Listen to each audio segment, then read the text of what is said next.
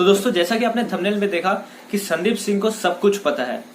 मतलब जो सुशांत सिंह राजपूत का केस है, जो बहुत धीरे धीरे कुछ कुछ उलझ रहा है, कुछ सुलझ भी रहा है। मतलब बहुत सारी कड़ी जुड़ती चली जा रही है और बहुत कुछ हमें पता चल रहा है नया। तो अभी आपके लिए बहुत इंपॉर्टेंट अपडेट है कि सुशांत सर के एक दोस्त ने अभी अभी रिपब्लिक टीवी से बात करी है। उन्होंने नॉर्मल कॉलिंग पे नहीं की, व्हाट्सएप कॉलिंग पे उन्होंने बात किया और बहुत कुछ ऐसा बताया जो कि दिशा सालियान के केस से जुड़ता हुआ नजर आ रहा है। तो मैंने कुछ टाइम से, हम लोग काफी टाइम से स्टडी कर रहे हैं, आप लोग भी देख रहे होंगे सुशांत सर के केस को कि कितना ज्यादा ये मतलब लोग बनाते जा रहे हैं। क्योंकि अभी आईपीएस भी आए थे बिहार से यहाँ पे इंटरोगेशन करने के लिए और उसके बीच में उन लोग को उनको रुका दिया, क्वारंटाइन कर दिया गया। जिसके तो पहले जो बिहार पुलिस आए थे, चलो ठीक है, वो घूम लिए, हर जगह घूम लिए, उससे फर्क नहीं पड़ा उनको कि वो लोग को कोरोना था कि नहीं था। है मतलब पुलिस किस हिसाब से कर रही है पता नहीं, पुलिस की बात हम नहीं करेंगे। हम बात करेंगे यहाँ पे दिशा सालियान केस की और सुशांत सिंह राजपूत का केस किस तरीके से जुड़ रहा है। और उनके दोस्त ने एक नया खुलासा किया जहां पर उन्होंने बोला कि संदीप को सब पता है। अब संदीप सिंह को सब पता होने के बावजूद भी उन्होंने रिपब्लिक टीवी में आके क्या कहा, जब उनकी इंटरव्यू करी गई बहुत सारे न्यूज चैनल में, उन्होंने कहा कि वो उनके बहुत अच्छे दोस्त हैं। हालांकि उनके फैमिली मेंबर्स ने कहा कि वो उनको जानते नहीं है ज्यादा। जब संदीप सिंह को सब पता ही है तो उसने, जब उसका इंटरव्यू हुआ तो बहुत कुछ उसने नहीं बोला। उसने सिर्फ इतना बताया कि मैं उसका बहुत अच्छा दोस्त हूँ। उसने ही लीलावती हॉस्पिटल लेके गया, उसने ही सारे एम्बुलेंस अरेंज किया और वो बोलता है कि ऐसा सारा प्रॉब्लम है। पर रिपब्लिक भारत के टीवी में जब उसने एम्बुलेंस की बात बता देता हूँ कि रिपब्लिक भारत ने एक स्टिंग ऑपरेशन किया था पहले भी, जो उनके फ्रेंड के साथ था, मतलब फिटनेस ट्रेनर, और दूसरा की जो एम्बुलेंस ड्राइवर था ना उसके साथ। तो यहाँ पे देखो, जो सिद्धार्थ पिठानी है, तो सिद्धार्थ पिठानी ने बोला था कि उसने बॉडी को देखी हैंग हुई और उसने उतारा। जो वो एम्बुलेंस ड्राइवर है उसने रिपब्लिक टीवी पे आप जाके देख सकते हो, क्योंकि उसने सीधा सीधा साफ साफ इंटरव्यू दिया है। उसने बोला, जो एम्बुलेंस वाला था, कि हमने बॉडी को उतारा। सिद्धार्थ पिठानी ने बोला हमने उतारा और वो एम्बुलेंस वाला बोल रहा है कि हमने उतारा। तो ये दोनों के बीच में क्लैशेस है। ये तो कौन सच है कौन गलत है इसका अभी साबित नहीं हो पाया। दूसरा कि सुशांत सिंह राजपूत के केस में सुशांत के दोस्त ने एक बड़ी बात की है दिशा सालियान के केस को लेके, जो कि संदीप को सब पता है, ऐसा उसने खुद कहा है। मैंने बताया वो व्हाट्सएप कॉलिंग पे रिपब्लिक भारत के टीवी से उन्होंने बात करी है।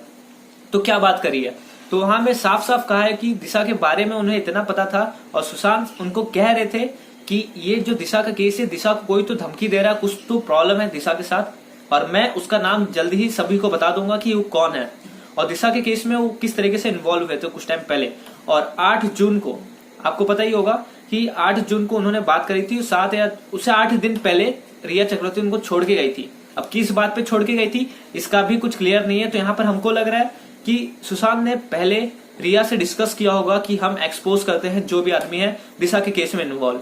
तो रिया वहां से चली गई, फिर उसके बाद उसने जिसको भी हो, मतलब जो भी होगा उससे कनेक्शन, उसको शायद बताया होगा। उसके अगले दिन 9 तारीख को दिशा सालियान की डेथ हुई, शायद 9 तारीख को उसकी डेथ हुई थी और उसके बाद डेथ के होने के 4 या 5 दिन बाद सुशांत सिंह राजपूत की भी डेथ हो गई।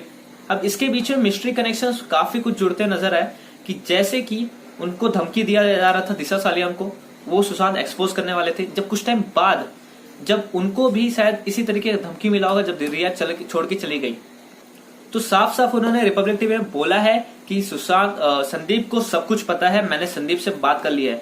सुशांत ने रिया चक्रवर्ती के बाद शायद संदीप सिंह से बात कर रखी हो दिशा सालियान के केस को लेके, जो कि संदीप सिंह ने आज तक एक बार भी नहीं कहा कि उसको कुछ पता है। पर उनका एक दोस्त है जो रिपब्लिक टीवी में सीधा आके खुलासा करता है कि संदीप को सब पता है। ऐसा सुशांत ने संदीप को सब पता है ऐसा उनके दूसरे फ्रेंड को बताया था, जो डिस्कस कर रहे थे कि दिशा को धमकी दे रहे थे। ठीक है, ये केस काफी स्ट्रांग हो रहा है यहाँ पे और सब कुछ क्लियर हो रहा है धीरे धीरे, अगर आप देख रहे हो तो। अब इसको कौन था, कौन धमकी दे रहा था, उसके बारे में धीरे कुछ टाइम बाद हमें पता ही चल जाएगा और शायद आप जानते भी रहोगे। मैं अभी नाम नहीं बता रहा हूँ क्योंकि कुछ रिसर्च हमारी करनी बाकी है। फिर अब ये जो मैं आपको बातें बता रहा हूँ ये मैं नहीं बता रहा हूँ, रिपब्लिक टीवी पे उनके एक फ्रेंड ने खुलासा किया। उन्होंने अपना नाम तो नहीं बताया पर वो बोल रहे हैं कि ऐसा सारे केसेस है और बहुत जल्द रिवील भी कर सकते हैं कौन था, कल्प्रिट कौन है और इसके पीछे का किसका हाथ है। बहुत कुछ क्लियर हो रहा है यहाँ पे। और जो बिहार का केस था कि वो आपको एक बड़ी खुशखबरी है कि बिहार पुलिस ने बोला है कि सीबीआई को वो ट्रांसफर करेंगे। वो जितना भी केस है, वो जितना भी प्रूफ उन्होंने इकट्ठा किया है, वो बोले कि हम सीबीआई के अंडर कर देंगे और सीबीआई उसकी जांच करेगी। पर यहाँ पे अनिल देशमुख और उद्धव ठाकरे इनकी सरकार बोल रही है कि नहीं करेंगे।